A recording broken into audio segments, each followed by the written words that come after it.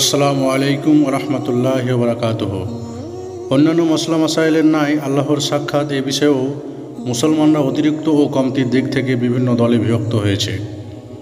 একদল তো মুরাকাবা ও মুকাশাফার মাধ্যমে দুনিয়াতে আল্লাহর সাক্ষাতের দাবি করেছে, কোরআনের আয়াত দ্বারা দলিল দিচ্ছে মহান আল্লাহ পাক রব্বুল আলামিনকে কোনো দৃষ্টি পরিবেষ্টন করতে পারে না, আর তিনি সকল দৃষ্টি পরিবেষ্টনকারী। সূরা আনআম 103 নম্বর আয়াত। অনেকে আলোচ্য আয়াতের আলোকে আখিরাতে আল্লাহর সাক্ষাৎকে অস্বীকার করেছে। কোরআন ও হাদিস থেকে প্রমাণিত আকীদা এই যে কোনো মানুষের জন্য, চাই সে নবী হোক না কেন, এই পৃথিবীতে আল্লাহর সাক্ষাৎ সম্ভব নয়। কোরআন মাজিদে মুসা আলাইহিস সালামের ঘটনা অত্যন্ত পরিষ্কার করে বর্ণনা করা হয়েছে।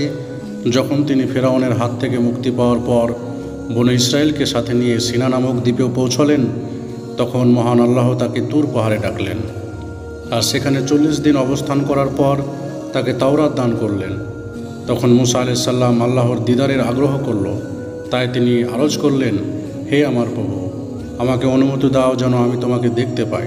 আল্লাহ উত্তরে বললেন, হে মুসা, তুমি আমাকে কখনো দেখতে পাবে না, তবে তুমি সামনের পাহাড়ের দিকে তাকাও, যদি তা সহি স্থানে স্থির থাকতে পারে তাহলে তখন তুমি আমাকে দেখতে পাবে।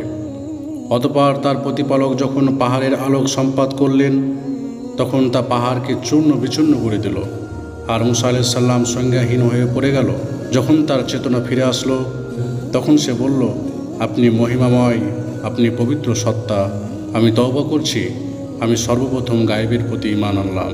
এই বিষয়ে বিস্তারিত আলোচনা করা হয়েছে সূরা আরাফের 143 নম্বর আয়াতে। এই ঘটনা থেকে এই কথাটা স্পষ্ট হয় যে দুনিয়াতে আল্লাহর দিদার সম্ভবই নয়। মেরাজের ঘটনা প্রসঙ্গে রাসূল করিম সাল্লাল্লাহু আলাইহি সাল্লামের ব্যাপারে আয়েশা রাদিয়াল্লাহু তাআলা আনহা-এর বর্ণনা এই আকীদার কথাই প্রমাণ করে। তিনি বলেন, যে ব্যক্তি বলে মুহাম্মদ সাল্লাল্লাহু আলাইহি সাল্লাম স্বীয় রবের সাথে সাক্ষাৎ করেছে, সে মিথ্যুক। বুখারী ও মুসলিম শরীফের হাদিস। এই দুনিয়ায় যখন নবীগণ আল্লাহকে দেখতে পারেনি, তাহলে উম্মতের কোন ব্যক্তির দাবি করা যে সে আল্লাহর সাক্ষাৎ লাভ করেছে তা মিথ্যা ব্যতীত আর কি হতে পারে? আখিরাতে আল্লাহর সাক্ষাৎ কোরআন ও সহিহ হাদিস দ্বারা প্রমাণিত। মহান আল্লাহ তাআলা ইরশাদ করেন, নেককারদের জন্য উত্তম প্রতিদান ব্যতীত আরও প্রতিদান থাকবে। সূরা ইউনূস 26 নম্বর আয়াত। আলোচ্য আয়াতের তাফসিরে সুহাইব রুমি রাহিমাহুল্লাহ থেকে বর্ণিত হয়েছে যে তিনি বলেন, রাসূল করিম সাল্লাল্লাহু আলাইহি সাল্লাম এই আয়াত পাঠ করেছেন এবং বলেছেন, যখন জান্নাতীরা জান্নাতে এবং জাহান্নামীরা জাহান্নামে চলে যাবে, তখন এক আহ্বান করবে, হে জান্নাতীরা, আল্লাহ তোমাদের সাথে এক ওয়াদা করেছিলেন, তিনি আজ তার পূর্ণ করতে চান। তারা বলবে, সে কোন ওয়াদা? আল্লাহ তার স্বীয় দয়ায় আমাদের আমলগুলোকে মিজানে ভারী করে দেননি কি? আল্লাহ আমাদের জাহান্নাম থেকে মুক্তি করে জান্নাতে প্রবেশ করাননি কি? তখন পর্দা উঠে যাবে এবং জান্নাতবাসী আল্লাহর সাথে সাক্ষাৎ করবে। সোহাইব বলেন, আল্লাহর কসম, আল্লাহকে দেখার চেয়ে জান্নাতবাসীদের জন্য আনন্দদায়ক এবং চোখের শান্তিদায়ক আর কিছুই থাকবে না। মুসলিম শরীফের হাদিস।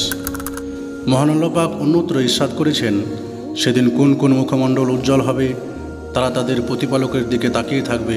সূরা কিয়ামা 22 থেকে 23 নম্বর আয়াত। আলোচ্য আয়াতে জান্নাতীগণের আল্লাহর দিকে তাকানোর কথা স্পষ্টভাবে বর্ণিত হয়েছে। জারির ইবনে আব্দুল্লাহ রাদিয়াল্লাহু তাআলা আনহু থেকে বর্ণিত, তিনি বলেন, আমরা নবী করিম সাল্লাল্লাহু আলাইহি সাল্লামের নিকট উপস্থিত ছিলাম 14 তারিখে। চাঁদের দিকে তাকিয়ে তিনি বললেন, জান্নাতে তোমরা তোমাদের রবকে এমনভাবে দেখবে যেমনভাবে এই চাঁদকে তোমরা দেখছো। সেদিন আল্লাহকে দেখতে তোমাদের কোনো কষ্ট হবে না। বুখারী শরীফের হাদিস। সুতরাং ওই লোকেরা পথভ্রষ্ট হয়েছে যারা দাবি করেছে যে তারা এই পৃথিবীতে আল্লাহকে দেখেছে, এবং তারাও ধোঁকায় পড়েছে যারা মনে করেছে যে কিয়ামতের দিনেও আল্লাহকে দেখা যাবে না। কিন্তু সঠিক আকীদা হলো এই যে দুনিয়াতে আল্লাহর দিদার অসম্ভব, তবে অবশ্যই আখিরাতে জান্নাতীরা আল্লাহকে দেখতে পাবে, যা হবে অত্যন্ত বড় নিয়ামত, যার মাধ্যমে বাকি সমস্ত নিয়ামত পূর্ণতা লাভ করবে। মহান আল্লাহ পাক আমাদের সকলকেই ইসলামের আকীদা সম্পর্কে সঠিকভাবে জানার বোঝার তৌফিক দান করুন, আমিন। এবং কিয়ামতের দিন সেই পবিত্র মহান আল্লাহ পাকের দিদার গ্রহণ করতে পারি, তার তৌফিক দান করুন, আমিন। আসসালামু আলাইকুম ওয়া রাহমাতুল্লাহি ওয়া বারাকাতুহু।